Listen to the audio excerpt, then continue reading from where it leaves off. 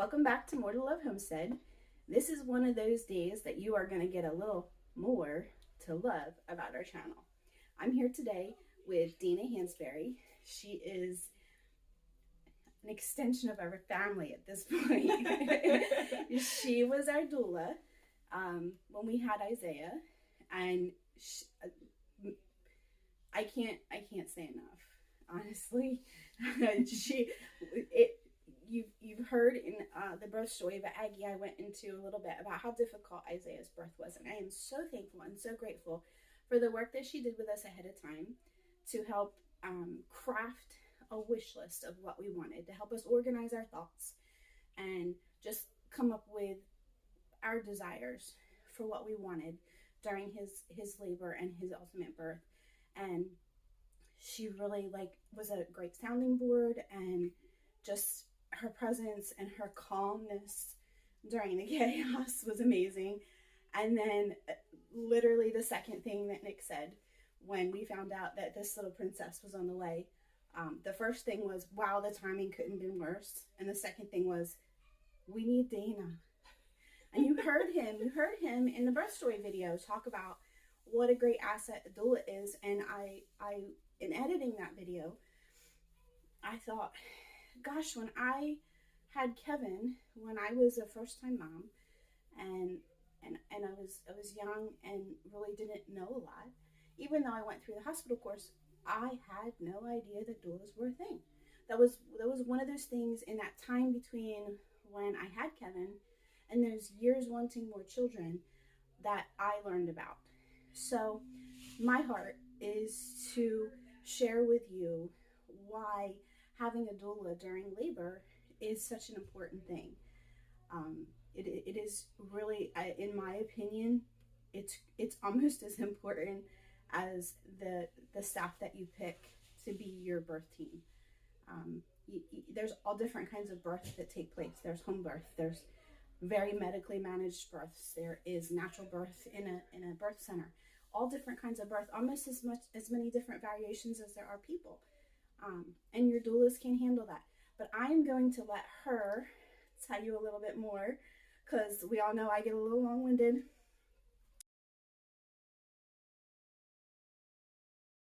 We had a visitor. Yeah, we had a visitor. So Dana, what is a doula?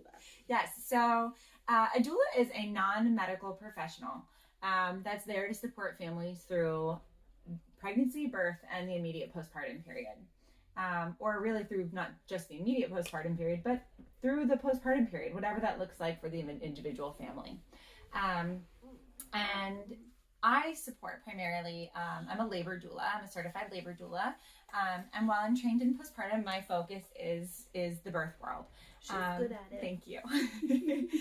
Which means that I'm on call all the time to have to drop everything, leave my family, and go be with another family for a little bit of time. So I love that you consider me part of your family, because all of my clients become a little part of my family too, in some way or another. And so I found myself in this work after having my own children, though there are doulas out there that don't have any kids, that they're just compassionate, warm, empathetic people that people naturally gravitate to talk to whatever's going on, whether it's something going on in their life that I'm the person that if you're sitting on a bus next to a stranger, that stranger will unfold their whole life story, because I'm a safe space. I've created the ability to allow people to share intimate details about their story, and feel comfortable doing so. And so as a doula, what's most important is that I have the ability to attune to not only the birthing person, but their partner, and truly listening to what they want, what they need. I'm not there to guide anyone to say, this is how you should have a baby. My role is to bring an unbiased ear and let them decide what feels right for them in their birth experience. And I do that by supporting physically, emotionally, and educationally. So physically, let's just kind of break these things down. Does that work? Mm-hmm.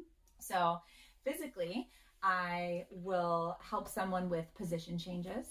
I will perform comfort techniques like counter pressure and massage. She brought a fan to my labor with Isaiah, and that's one of the things I remember is just I was so hot, and she had this little handheld fan, which was fantastic that I would never have thought of. Yeah, and some doulas bring a whole bag of tricks.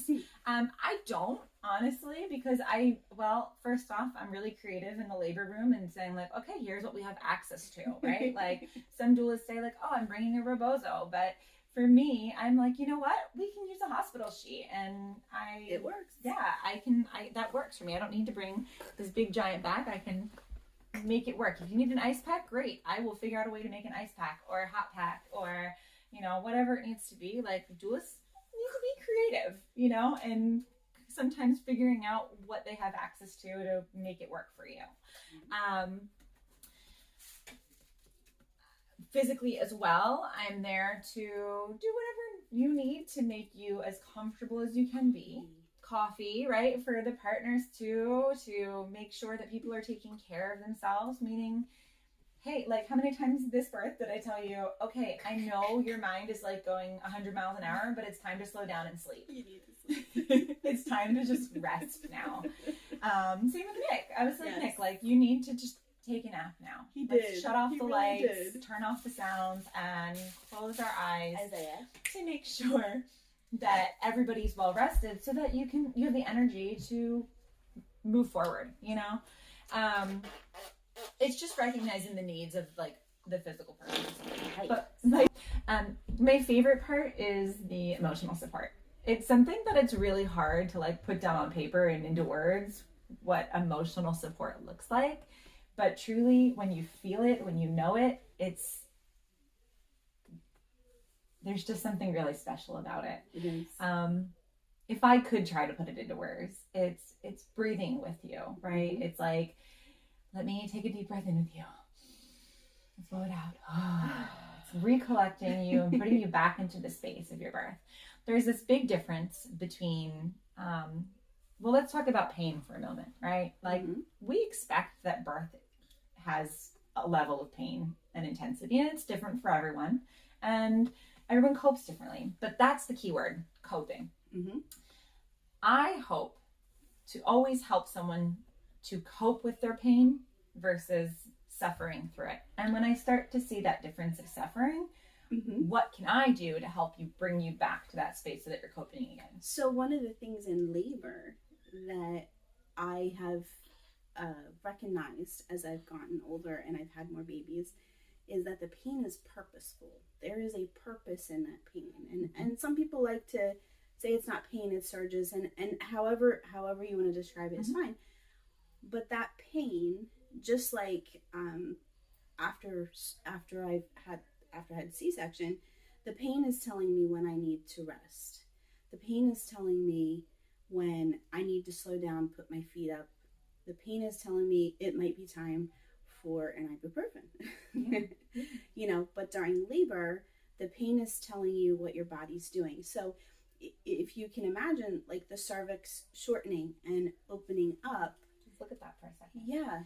It goes from completely closed to that. Imagine process. Like down here at my thumbs, like that's the cervix, and up here is the uterus, right? So the uterus is contracting, not this way, but from the top, and it's compressing down so that your baby actually works their way down, but also so that it pulls that cervix and makes it thinner, and it has to soften, right? So it goes from as firm as the tip of your nose to as soft as your ear, right? And so it thins and it softens, and then it starts to dilate, right? And it's all happening with those contractions.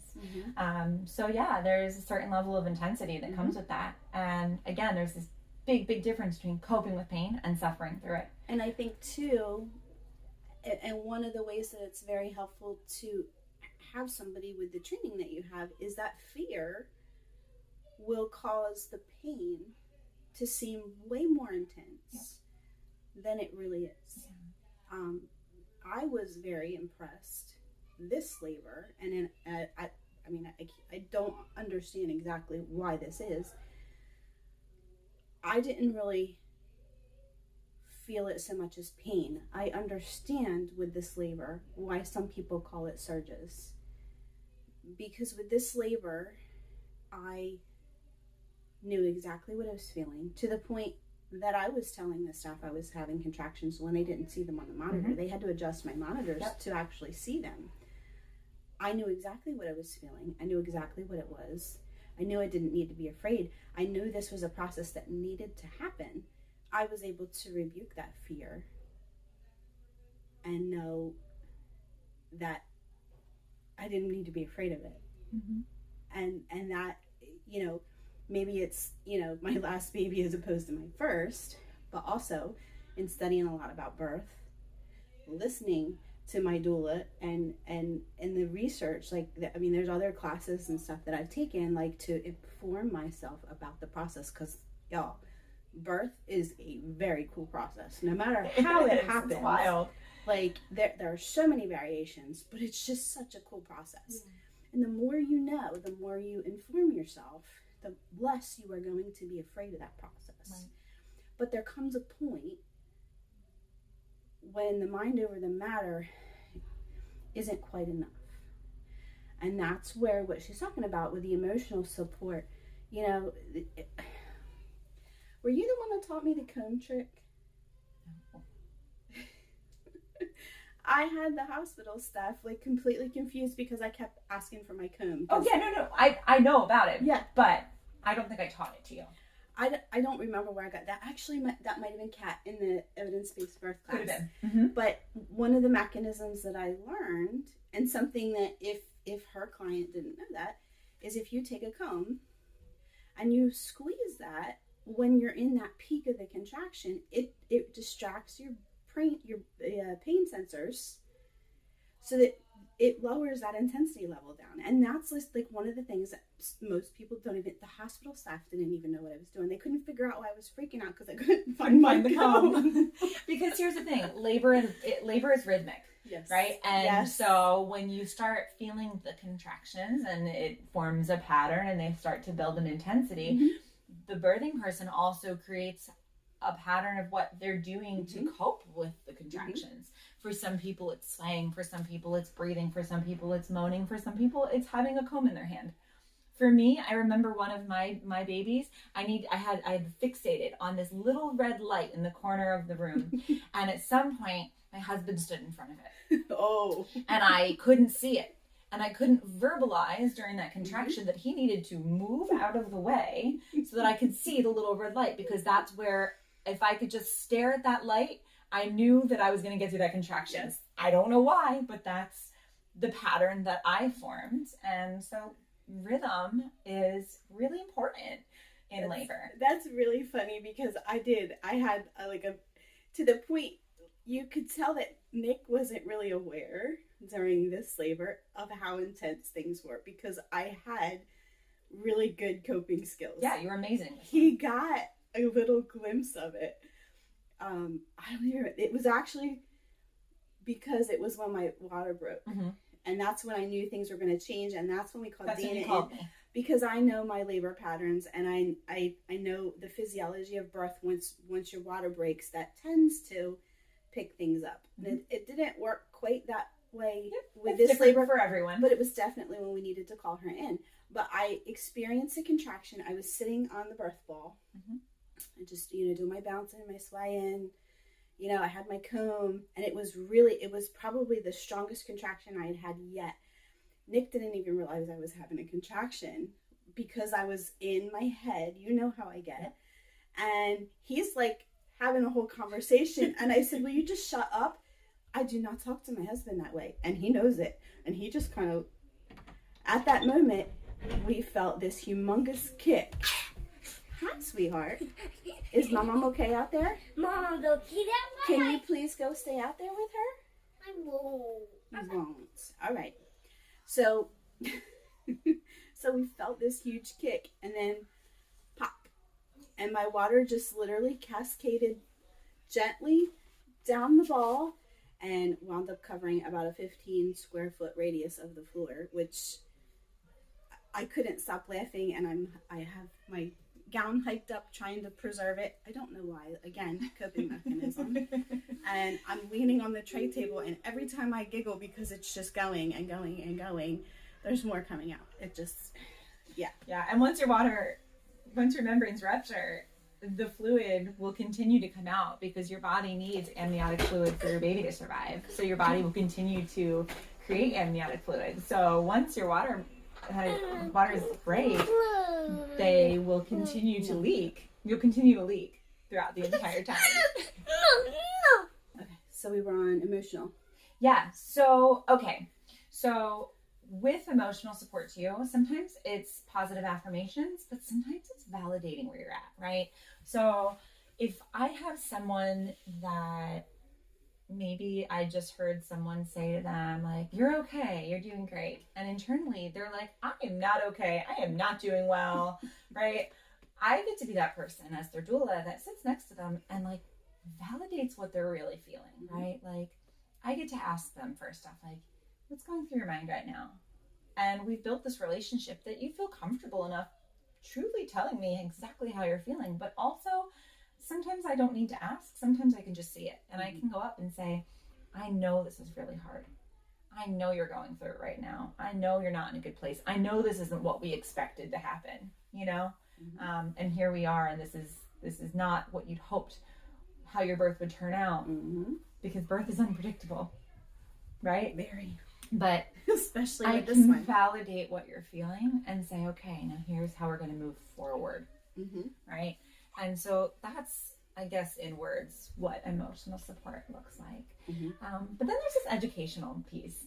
Imagine taking a 6-hour childbirth education class and then being expected to recall a lot of that information when you're going through labor. It's like, listen, I am a childbirth educator. I value and think that everyone should take a childbirth education class at some point from someone. However, it's impossible to recall all the information, even as a doula. So I have 4 children, and I was a doula for 2 of those babies, my last 2. And even as a doula, when I'm in it, sometimes your brain can't process those things the same way that I could if I wasn't actually in labor myself. Or maybe I don't have the ability to vocalize what I want to say because my body's going through something that like my brain can't keep up. And so imagine having that childbirth educator in the room with you, right? And so we can slow things down. Listen, I fully believe that the team that my clients have formed, for the most part, are exactly what they need. Sometimes they're not. And as you've heard from Ginger's experience, sometimes you just get not a good provider. But for the most part, I think that doulas, midwives, OBs, nurses, and the clients should all cohesively work together to support you as the birthing person. And then seconded by the partner. And then it's the rest of us. It's basically that one time in your life when you can honestly embrace the whole, it's all about me. Yeah, it should always be patient-centered care. And unfortunately, sometimes it's blanket care where, maybe someone is suggesting something medical because who knows?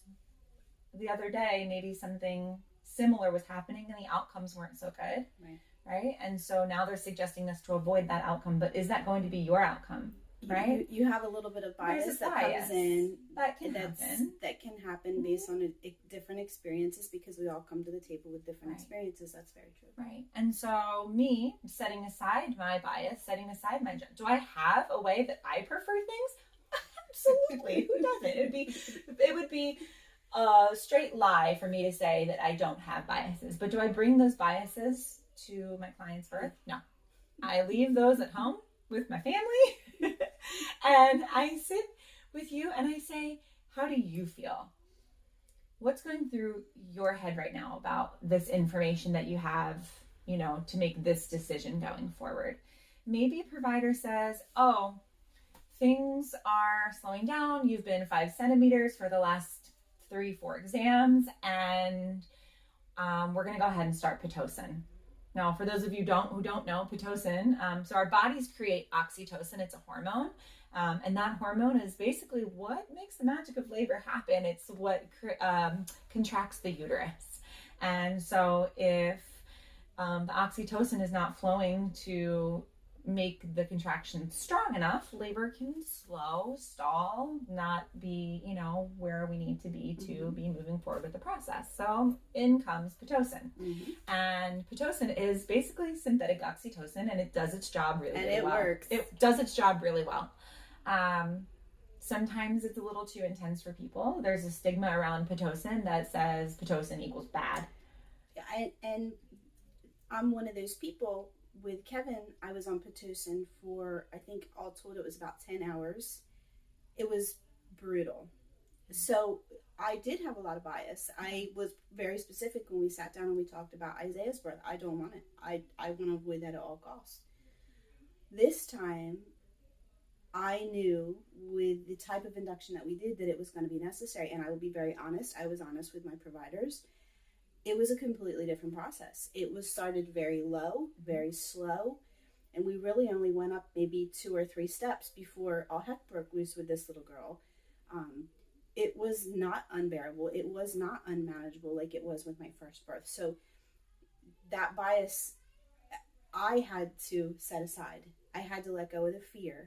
And now you see it in a different light. And now I do see it in a very different light. Yeah. So I have a different bias now. I'm not quite so afraid. Yeah. So when that happens, if it happens that way, I can slow down and not necessarily advocate for the client. That's not my role. Some people have this misconception that the doula is the advocate, but really I can help you to advocate for yourself. My adversarial role lies in giving you the space to process the information, ask the questions, and make decisions that feel best for you, right? So what that looks like is, okay, so here's what they're suggesting.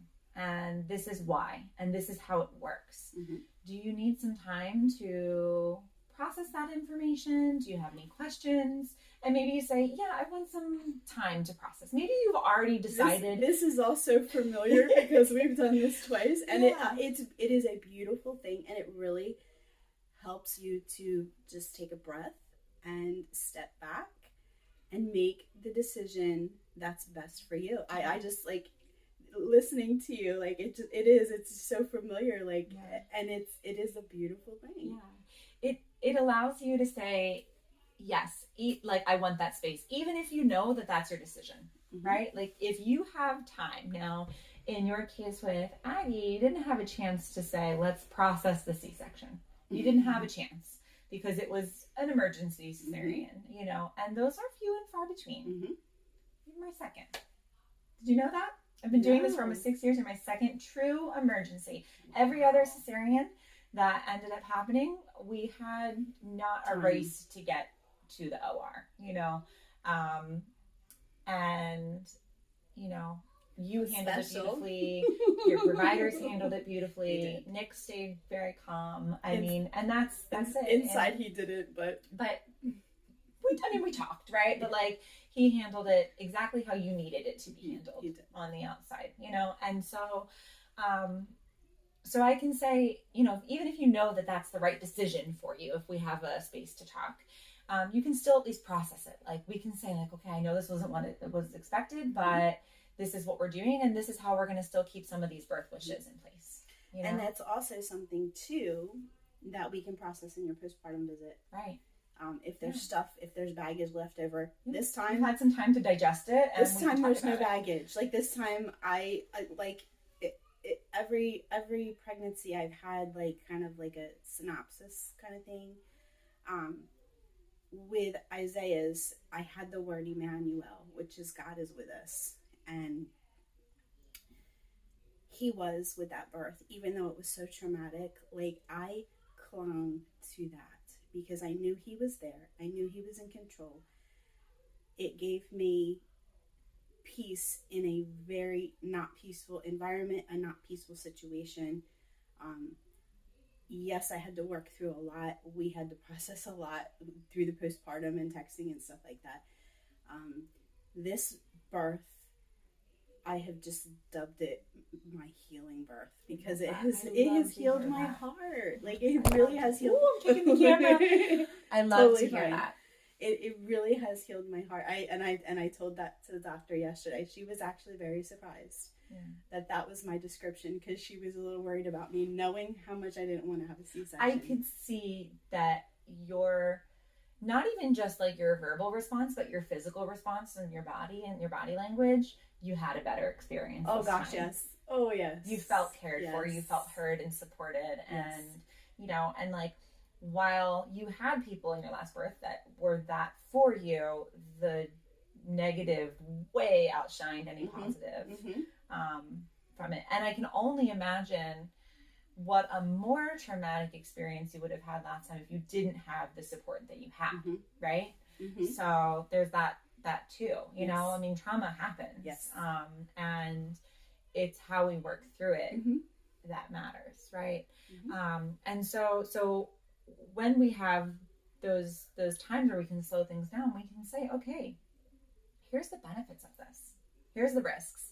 Here, we use this thing called BRAIN. It's benefits, risks, alternatives. So we talk about, here's some other things that we did that a lot with options. Isaiah. Yeah, here are some other options. And do you want to explore those for yourself? Learn the benefits and risks of that? Do you want to talk about that with your provider?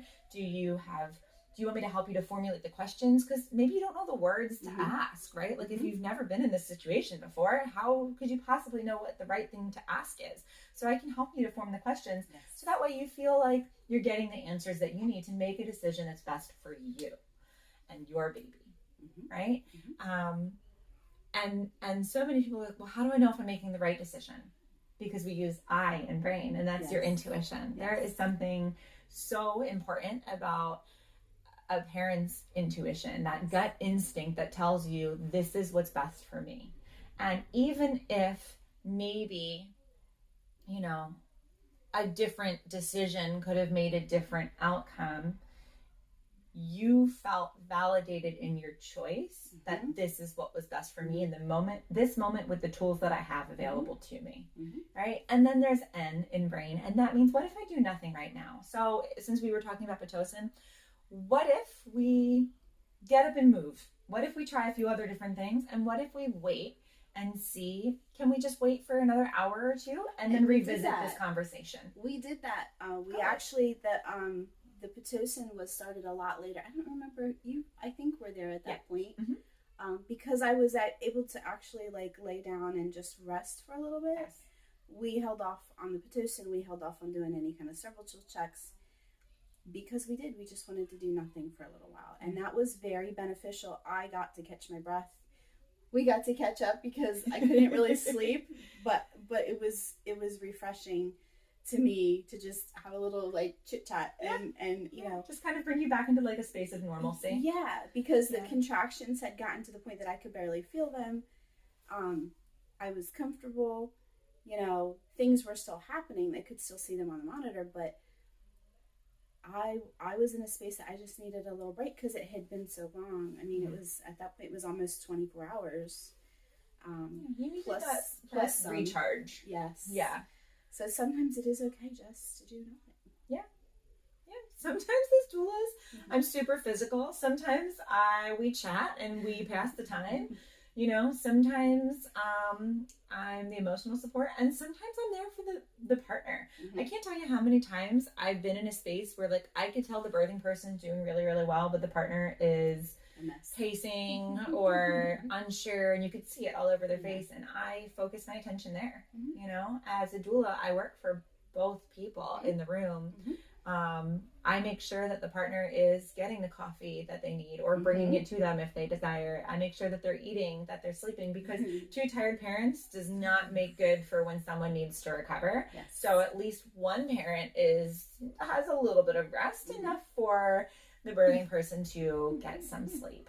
And that was Nick when he did his little plug for getting a doula. That's one of the things that he said, that she was the labor support for the labor support. Like I'm in no means taking the role of the partner. That's what's important. I think a lot of people say to me like, well, where am I? Where do I fit then? You know? And I'm like, oh, no. Nobody knows your significant other better than you. Nobody knows what makes them tick, what makes them feel good, what they need when they don't, you know?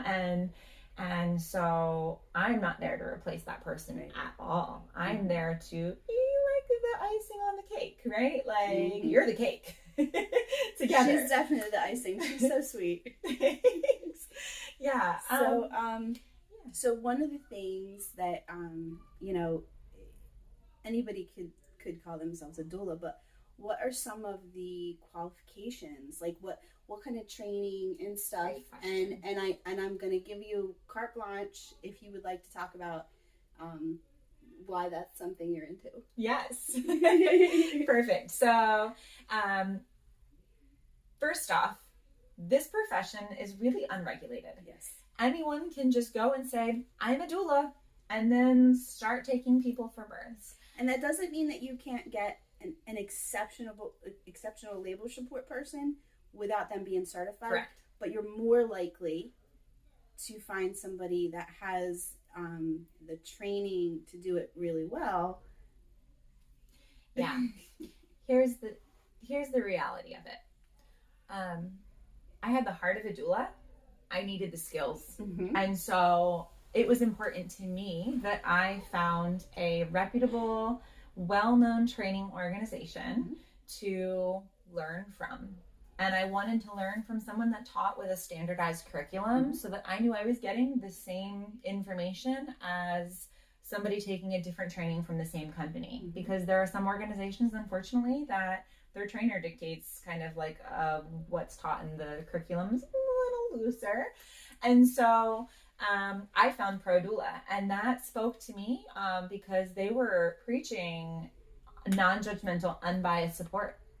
I've had an epidural and I've gone without an epidural, and I've had friends that have had C-sections and have had experienced birth in different ways. And I thought, well, what makes one person's way of birthing more important to receive support than another? Why are there doulas that are only doing home births? Why are there doulas that are only focusing on unmedicated births? That didn't make sense to me, because doesn't everybody need support? And in some arguments, let's say even more, that they need more support. Yes. Right?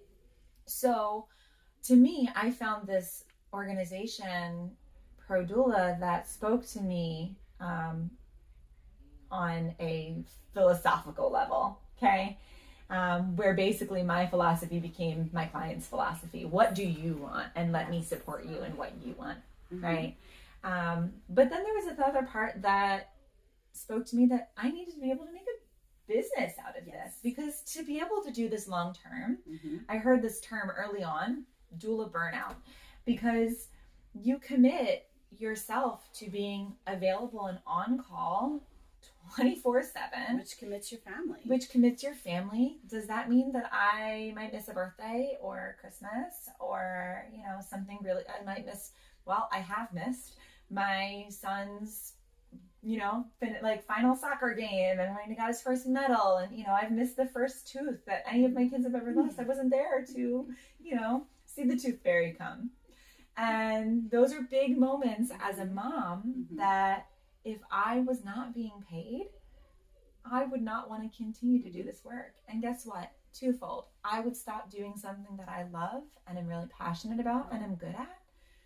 And I would also not be there to support the people that maybe would have found the best support with me. We would have been the ones that clicked, and I would have not been able to continue that. And you don't think twice about going to a 9-to-5 and collecting a paycheck. Right. Why would you even bat an eye when you could be at a labor for, Isaiah's labor, you were with us for a very long time. This one was not quite so bad. Yeah, I've been at births for a few hours, and I've been there for a few days. And it's just different. So for me to be able to leave my family at the drop of a hat and say, okay, I'll see you when I see you.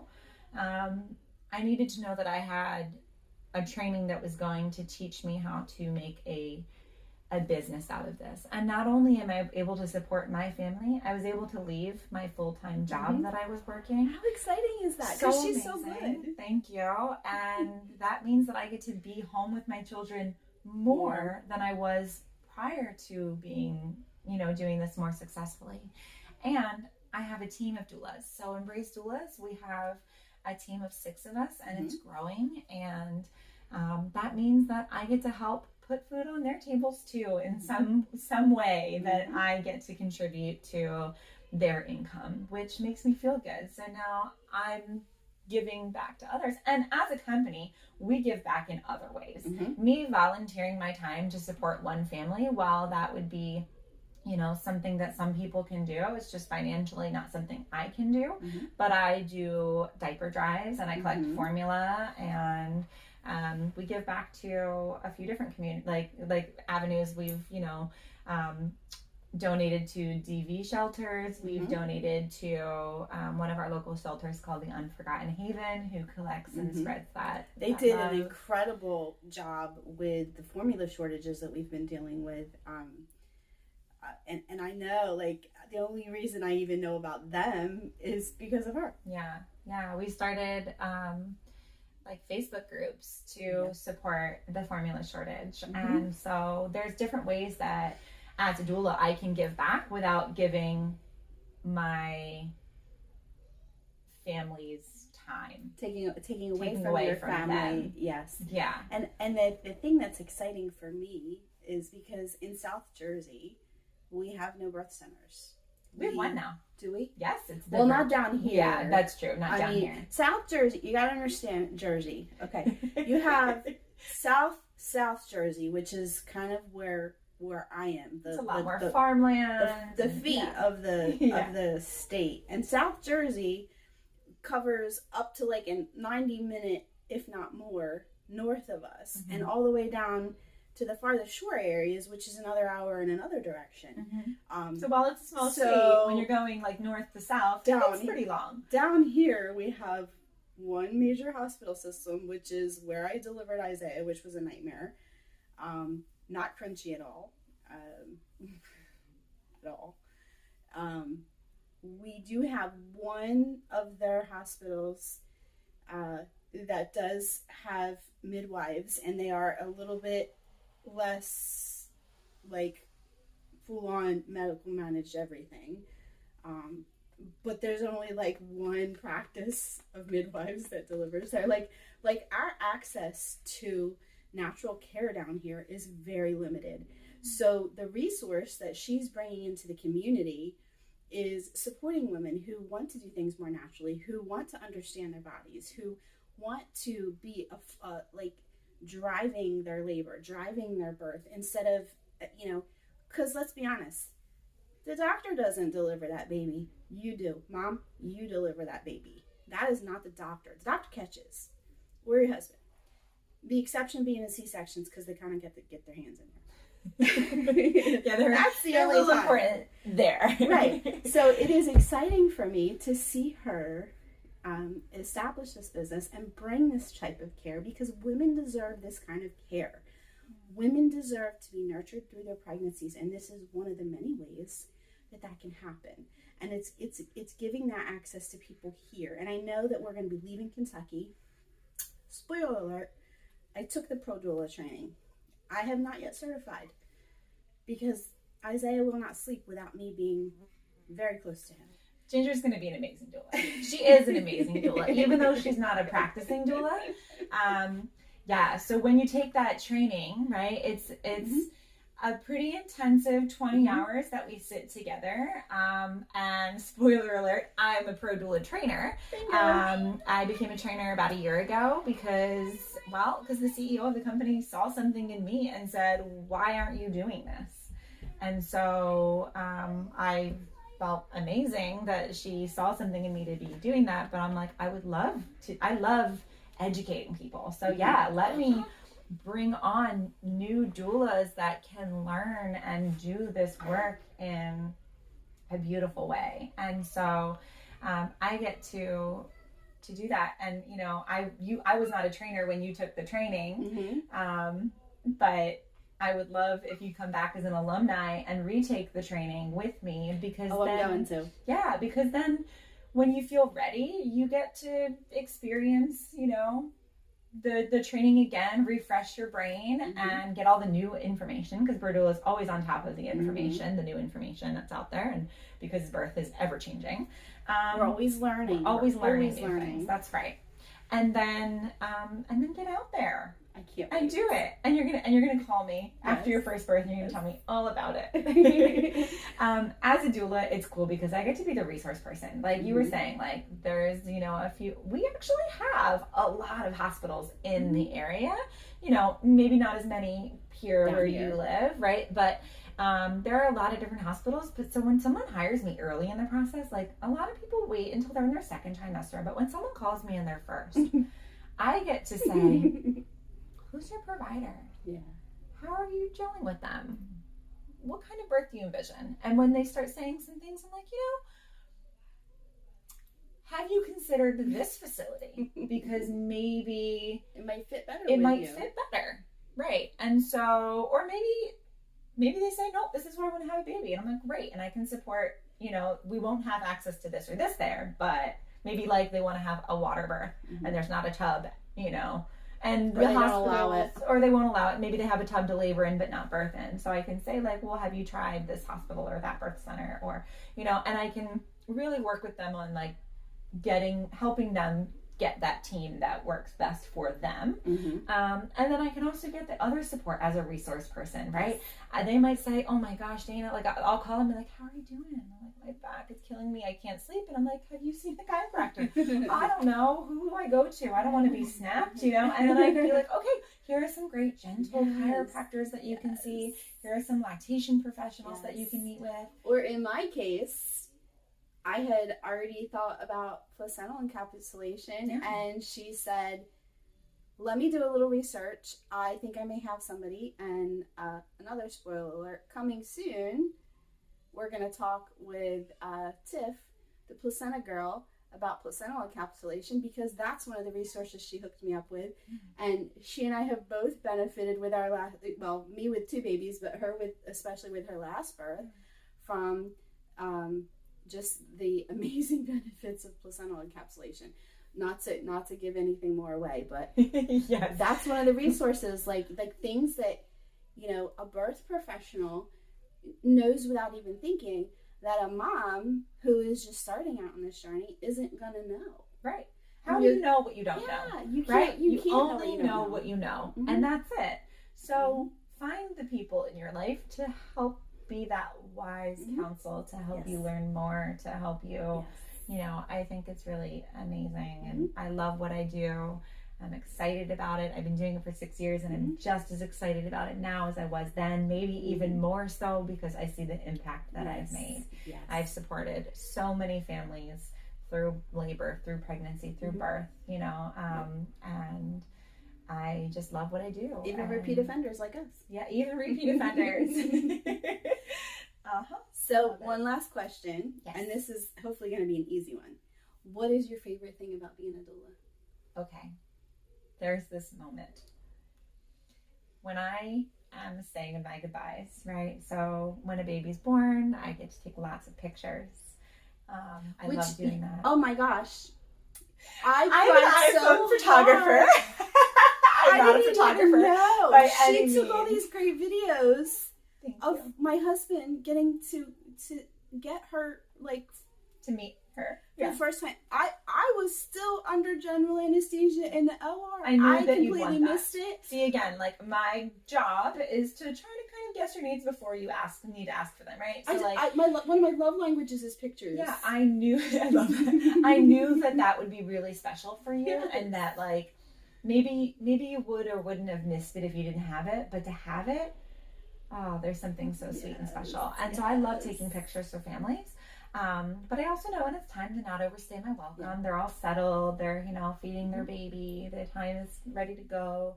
And I get to say my goodbyes. And almost always, which is so sweet, they say, Dana, we couldn't have done it without you, or something along those lines. Or I get a text message later. But I get to turn to them and say, and I truly mean it, emotional, because I'm telling you, this is the best part for me, is for me to look at them genuinely and say, you did it without me.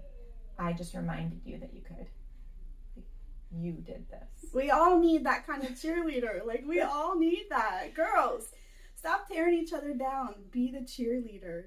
Be the cheerleader for each other. Yeah. So that for me, it just makes all of it so worth it. That moment of like putting once again that power back and saying like, you did this. Yes. And I was just here to remind you that you had it the whole time. So. Well, thank you very much. I appreciate it. Today was my postpartum visit, and I was so excited. It's like having a buddy over.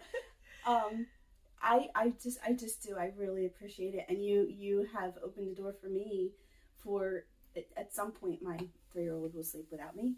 He will not do it when he's in college, I'm sure. So it might be a while, but you opened that door for me to do something that I have really again a birth junkie. I can't wait for you to spread your wings. I think you're gonna make some big waves. I can't wait. I've already like jumped into like the mamas groups down in Kentucky. I've already plugged in, trying to create my village down there because I see more to love doulas happening. Oh, if you ask me. Oh, high five! That's great. I love it. Yeah, there will definitely be more to love. Yeah. All right. So with that, we're gonna sign off, guys, and thanks for listening. And please share this with the mamas in your life. We all need that cheerleader, and during birth is one of those times that we all need to be able to tap into that inner power, and you can tell just by listening to her. She knows how to show you how strong you are, and a good doula is going to do that for you, and is going to make you feel like a rock star after you've given birth. You are going to be so proud of yourself. I am, even though my last 2 births have been cesarean sections. I still know that I labored well, and I did that because I had the right support in place. I had my husband. I had, well, maybe not with Isaiah, but with this one, I had the right team of doctors. I had my husband, and I made sure when we were preparing for Isaiah's birth that he went through the classes and stuff with me. And we didn't take any hospital classes. We did Mama Natural. We did evidence-based birth because I'm a science junkie too. I like to know the science behind things. I like to know why things work the way that they do. And I made sure that he took them with me. He thought I was nuts for spending, I think between the 2 classes, it was like $600. Well worth it. Well worth it. Choose what you spend that money on wisely. I will buy secondhand clothes or clean hand-me-downs. Like there's stuff that you can see. Where there's a will, there's a way. You'll figure it out if it's important to you. We all have a budget when it comes to adding a family member. Yep. Spend it wisely. Spend it on yourself. I leave you with this. Birth impacts us. It impacts our bodies, our hearts, our minds, and it sticks with you forever. If you have an opportunity to make your birth experience a more positive one, then why wouldn't you? Just do it. All right, guys. That's it. Thanks for spending this time with us. That's all, folks. Thanks for joining us. Have a great day, and we'll see you soon.